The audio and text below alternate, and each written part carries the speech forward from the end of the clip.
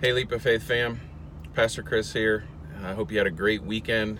It's time to head into another week of dance and time for another devotional. It's early on a Monday morning. I got my coffee and I'm getting ready to head into work, but I wanted to share this with you. Hopefully you're working on memorizing Psalm 19 verse 14. Let the words of my mouth and the meditations of my heart be acceptable in your sight, O Lord, my rock and my redeemer. This is one that we should have written on our hearts. I was wondering, or wanted to ask if you guys had been taught in Sunday school or maybe by your family the Lord's Prayer, as it's known.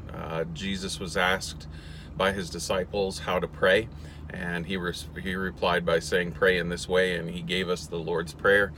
And a lot of churches still say it every Sunday. But I wonder if we think about what we're saying when we say it.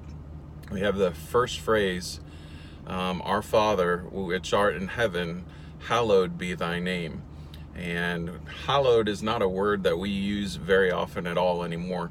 And so I wanted to talk about that. That word hallowed means to revere or to honor or to have a great respect for.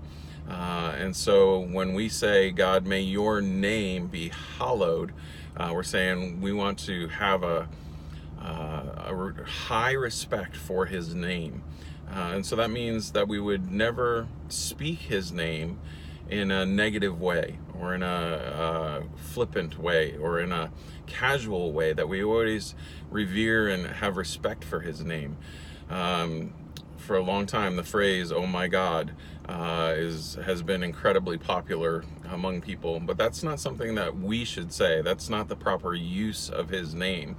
And so if you're stuck in that habit, maybe we need to veer away from that, and I really want to challenge you to do that.